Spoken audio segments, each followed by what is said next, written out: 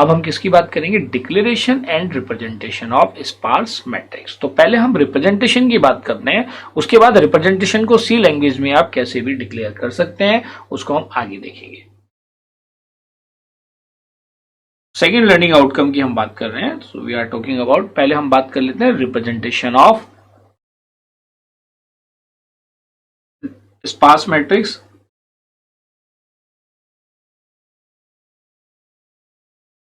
देखिए sparse matrix को हम टू टाइप से रिप्रेजेंट कर सकते हैं। First one is,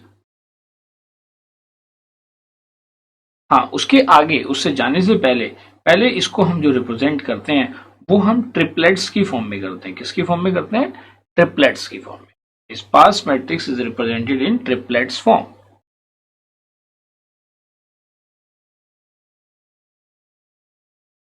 row column and value, और ये जो वैल्यू है this is the non zero value. किसकी बात कर रहे हैं हम, non zero value.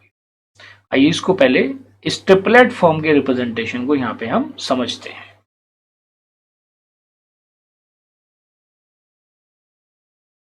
For example, consider a matrix of order 3 into 4, 3 rows and 4 columns.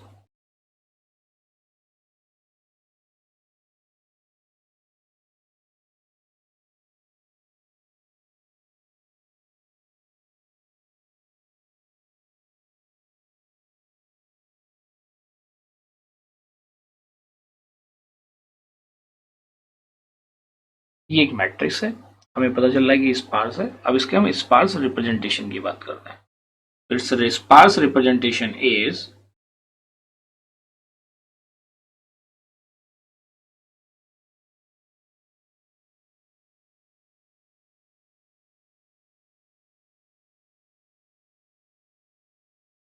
जैसे आप जानते हैं कि this representation is only for non zero values.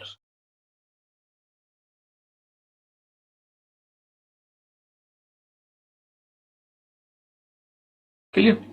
अब हमें यहाँ पे पता चल गया कि नॉन जीरो वैल्यूज के लिए है और वो ट्रिपलेट की फॉर्म में हम रिप्रेजेंट करते हैं। तो यहाँ पे हमारा ट्रिपलेट क्या होगा, same row column and non zero value.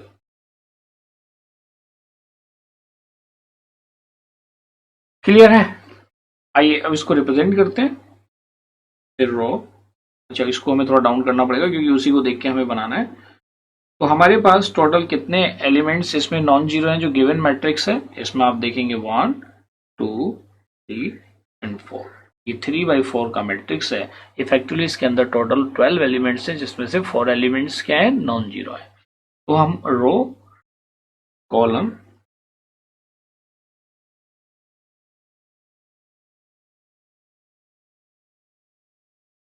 And value, अब इन वैल्यूज को आप फिल कर दो। आप देखेंगे ठीक है। अब इसमें क्योंकि जो मैट्रिक्स है जैसा हम जानते हैं कि उसकी इंडेक्सिंग कहाँ से शुरू होती है, जीरो से, तो हम यहाँ पे 0 1 2 और सिमिलरली हमने इसको यहाँ पे कॉलम्स को मेंशन कर दिया 0 1 2 3। अब आप देखेंगे जो फर्स्ट एलिमेंट है जीरोथ रो में, जीरोथ रो के सेकंड कॉलम इंडेक्स पे ये वैल्यू कितनी है, 1। Zero row second column value is 1। Similarly आप सेकंड रो में आ जाइए, सेकंड रो का मतलब इंडेक्स उसका गया 1 और कॉलम इंडेक्स भी गया 1, तो 1 1 वैल्यू कितनी हो गई, 2। सिमिलरली फिर आप उसके लिए आ जाइए सेकंड के लिए, सेकंड रो में मतलब सेकंड इंडेक्स वाले रो में सेकंड कॉलम में value is 3। Similarly second row index column index is 3 and value is 4। तो इस तरह से आपने इस मैट्रिक्स का स्पार्स रिप्रेजेंटेशन यहां पे दे दिया।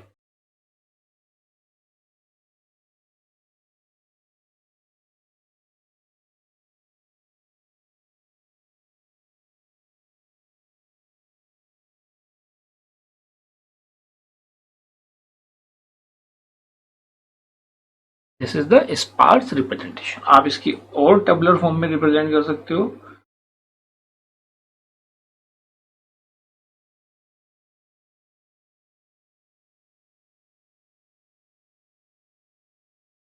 क्लियर है? तो this is the sparse representation for the given matrix. I hope कि ये ट्रिपलेट रिप्रेजेंटेशन आपको क्लियर हुआ होगा।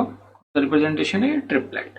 ट्राई मीन्स 3 और ये ट्रिपलेट्स कौन कौन से? Row, column and corresponding non zero value. Clear है? अब वैसे बेसिकली अगर मेमोरी में हम इसके रिप्रेजेंटेशन की बात करें तो मेमोरी में स्पार्स मैट्रिक्स को 2 फॉर्म में रिप्रेजेंट किया जाता है। ये तो सिंपल हमारा रिप्रेजेंटेशन था, sparse representation. This representation is known as sparse representation. आइए अब देखते हैं memory representation of sparse matrix. तो देखिए यहाँ पे अभी हमने ट्रिपलेट रिप्रेजेंटेशन देखा। तो बेसिकली ये ट्रिपलेट रिप्रेजेंटेशन ही one type of representation of sparse matrix in the memory है। तो ये पहले हम देख लेते हैं उसके रिप्रेजेंटेशन को। तो यहाँ पे बेसिकली हमने बात करी थी कि इसकी ट्रिपलेट रिप्रेजेंटेशन की। तो ये जो ट्रिपलेट रिप्रेजेंटेशन है ये उनमें से एक रिप्रेजेंटेशन है जो अभी हम यहाँ पे डिस्कस करने जा रहे हैं। तो देखिए यहाँ पे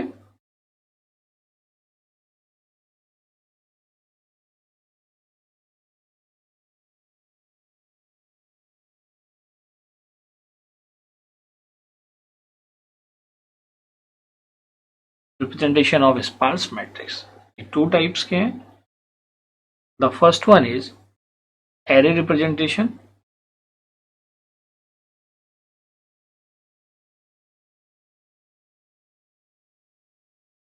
and second one is linked list representation.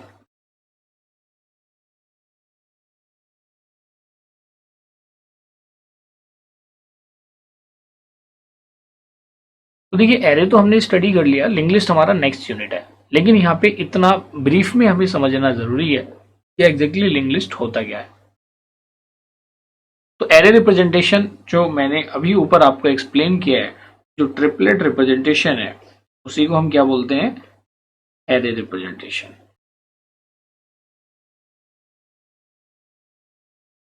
Clear? और लिंक लिस्ट के केस में आप क्या देखेंगे? इसका मतलब ये जो अभी हमने फर्स्ट वाला ऊपर डिस्कस किया, this is the example of array representation. Link list क्या होता है पहले इसको समझ लीजिए। ये भी ऑर्डर्ड कलेक्शन ऑफ एलिमेंट्स ही है, लेकिन यहाँ पे हर एक एलिमेंट को रिप्रेजेंट किया जाता है with the help of node. तो जब नोड की हेल्प से रिप्रेजेंट किया जाता है तो नोड के अंदर क्या होते हैं? 2 फील्ड्स होते हैं। एक तो डाटा फील्ड होता है, दिस इज कॉल्ड नोड। ये हमारा नेक्स्ट यूनिट है, इसको डिटेल में डिस्कस करेंगे वहां पे, और बहुत इंपॉर्टेंट भी है एग्जामिनेशन पॉइंट ऑफ व्यू से भी लिंक लिस्ट और प्लेसमेंट पॉइंट ऑफ व्यू से भी। तो इसका जो फर्स्ट फील्ड है this is called data field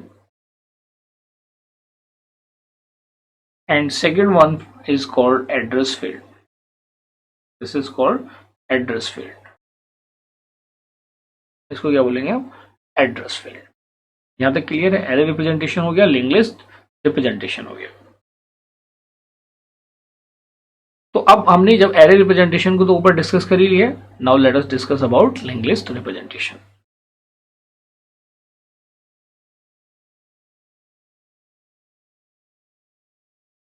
तो ये जो नोड है लिंक लिस्ट में क्या होता है? जितने भी नोड्स होते हैं वो आपस में कनेक्टेड होते हैं with the help of next pointer. जो एड्रेस फील्ड है, this field is also known as pointer field. आपने प्रोग्रामिंग इन सी में स्टडी किया होगा, pointer is a variable which contains the address of some other variable. तो link list representation,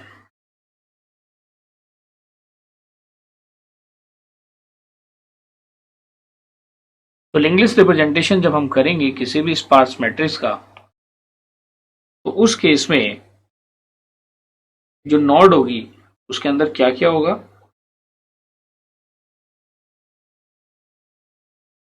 3 fields होंगे, number of rose,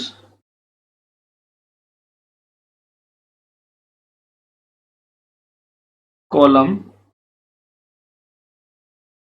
then non zero value, और इसमें आप 1 field और ऐड कर दो, उसको आप बोलेंगे यहाँ पे कुछ बड़ा हो जाएगा नोट, इसको यहाँ पे स्प्लिट कर देते हैं और ये क्या हो जाएगा? Next node address.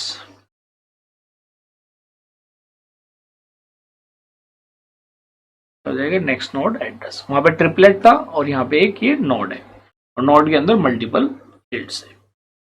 आइए इसको एक एग्जांपल की हेल्प से समझते हैं। लिंक लिस्ट अपने आप में एक डिफरेंट यूनिट है, जैसा मैंने आपको बताया। तो बस आपको यहाँ पे इतना समझना है कि यहाँ पे लिंक लिस्ट एक एक एलिमेंट को स्टोर करने के लिए नोड का यूटिलाइजेशन करती है और सारे नोड्स आपस में कनेक्टेड होते हैं with the help of pointer. Clear है? और pointer is a variable which contains the address of some other variable. बाकी जब हम नेक्स्ट यूनिट स्टडी करेंगे जो कि इसके जस्ट बाद स्टार्ट होने वाली है, तो उसमें आप देखेंगे क्या एग्जैक्टली लिंक लिस्ट होता क्या है, कितने टाइप के लिंक लिस्ट होते हैं, इसने एरे की क्या क्या ड्रॉबैक्स को एलिमिनेट किया, ये सारी चीजें भी आप वहां पे देखेंगे। Consider the example.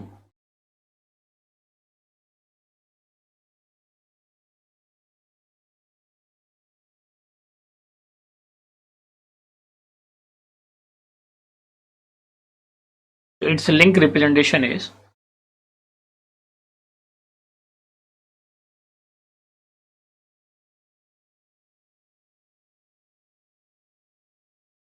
ये गिवन है कि ये 5 इंटू 7 का मैट्रिक्स है। तो इसका लिंक लिस्ट रिप्रेजेंटेशन क्या होगा? इसके अंदर फर्स्ट नोड में क्या होगा? टोटल नंबर ऑफ रोज कितने हैं? 5।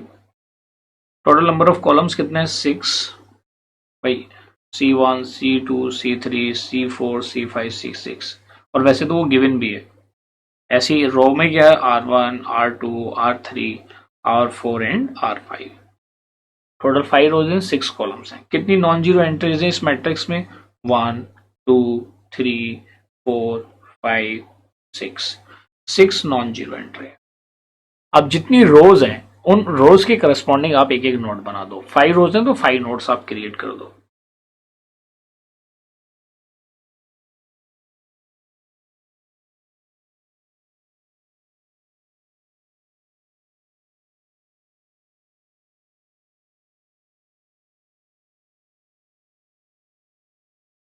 सभी आपस में क्या है? कनेक्टेड है। अब इसमें जो नॉन जीरोज हैं, जैसे ट्रिपलेट रिप्रेजेंटेशन में हमने क्या दिया था? रो, कॉलम और उसके करस्पॉन्डिंग नॉन जीरो वैल्यू। बस कॉन्सेप्ट ऑलमोस्ट सिमिलर ही है। बस यहाँ पे हर एक एलिमेंट को रिप्रेजेंट करने के लिए हमने किसका यूटिलाइजेशन किया? नोड का। तो अब देखिए, जैसे अगर मैं फर्स्ट रो में बात करूं, फर्स्ट रो के फोर्थ कॉलम में अगर मैं बात करूं, फर्स्ट रो के फोर्थ कॉलम में कितनी वैल्यू है? 8 है। लेकिन उसको हम यहाँ पे रिप्रेजेंट नहीं करेंगे। उसको हम कैसे रिप्रेजेंट करेंगे, यही हमें यहाँ पे समझना है। अब ये अगर जितने नंबर ऑफ एलिमेंट्स होंगे उतने ही करस्पॉन्डिंग रोज में उसको हम क्या करेंगे? एक्सटेंड करते चले जाएंगे। ये देखते हैं वैल्यूज को। आपने देखा था कि ये फर्स्ट रो है, पहले वाले 8 की बात कर रहे हो, तो फर्स्ट रो के लिए ये फर्स्ट नोड आ गया। फर्स्ट रो कॉलम कितना है? फोर्थ। 8 वैल्यू फोर्थ कॉलम में, तो यहाँ पे कितना आ गया? Fourth and values 8। इसको, इसके आगे कोई फर्दर एलिमेंट नहीं है, तो इसको हम क्या कर देंगे? क्रॉस। इसको नल बोलते हैं। क्या बोलते हैं? बेसिकली क्रॉस लगा दिया, इसको हम क्या बोलते हैं? नल। इसके आगे फर्दर कोई और एलिमेंट नॉन जीरो इसमें नहीं है। सिमिलरली आओ सेकंड रो में आओ। सेकंड रो में 2 डिफरेंट एंट्रीज हैं।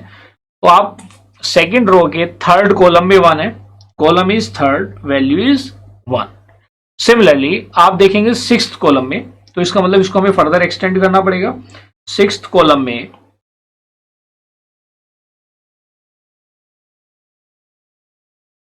सेकंड रो के सिक्स्थ कॉलम में वैल्यू कितनी है? 7। लेकिन इसके आगे फर्दर कोई एलिमेंट नहीं है, तो इसको भी क्या कर देंगे? नल। आइए अब देखते हैं थर्ड रो में। थर्ड रो के सेकंड कॉलम में वैल्यू कितनी है? थर्ड रो के सेकंड कॉलम में जो वैल्यू है वो कितनी है? 3। उसके आगे फर्दर कोई एलिमेंट नहीं है। थर्ड रो के सेकंड कॉलम में वैल्यू कितनी है? 3। अब आइए नेक्स्ट देखते हैं फोर्थ में। फोर्थ के केस में देखिए आप, फोर्थ रो में के थर्ड कॉलम में वैल्यू कितनी है? 2।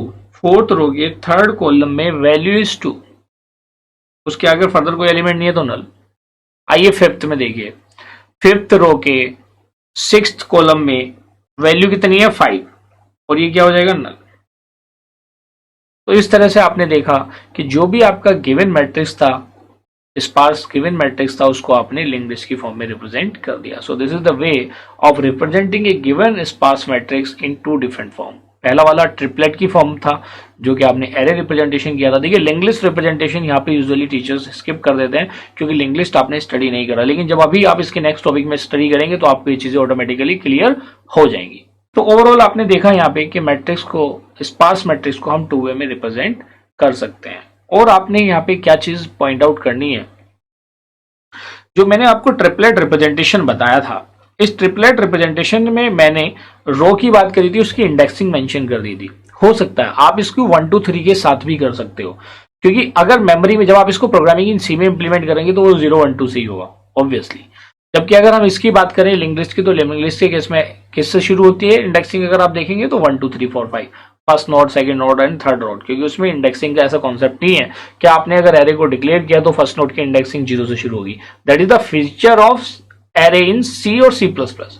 ठीक है, तो यहां पे हमने दोनों रिप्रेजेंटेशन को स्टडी कर लिया। Now let us understand the limitation of, इसकी लिमिटेशन की बात करें, limitation of sparse matrix.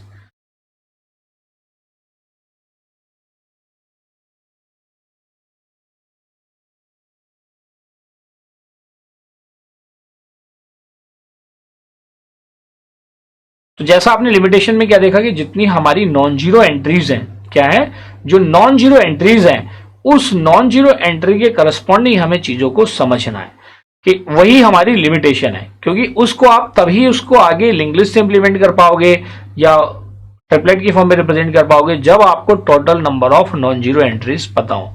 So this is one of the limitation of sparse matrix. The main limitation of array representation of a sparse matrix is that we need to know the number of non-zero elements in the matrix। तो जैसा मैंने आपको पहले ही आपको बताया था, तो इस तरह से आप अगर एग्जामिनेशन में इसकी लिमिटेशन की भी बात आती है तो उसको आप यहाँ पे इस तरह से डिफाइन कर सकते हैं। तो अब बचता है इस लर्निंग आउटकम से declaration of sparse matrix in C. So the declaration is,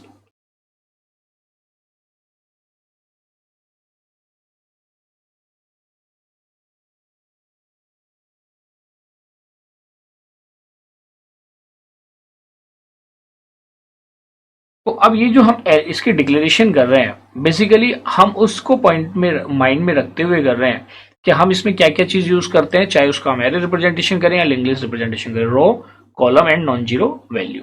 तो उसी हिसाब से आप एक स्ट्रक्चर ले लेते हैं, क्योंकि it may be the group of dissimilar data element. हमने एक स्ट्रक्चर डिफाइन कर दिया, से स्ट्रक्ट स्पार्स, और इसके अंदर आपने वैल्यूज दे दी, स्ट्रक्ट स्पार्स, और इसके अंदर वैल्यूज क्या होगी, से integer row, integer column, comma integer value, ये आपने ले लिया। और इससे रिलेटेड आप एक ग्रुप ऑफ एलिमेंट्स ले सकते हैं, क्योंकि ऐसा तो है नहीं कि सिंगल एलिमेंट है, it is also a group of elements. तो इसके लिए हमने एक एरे बना दिया, से स्पार्स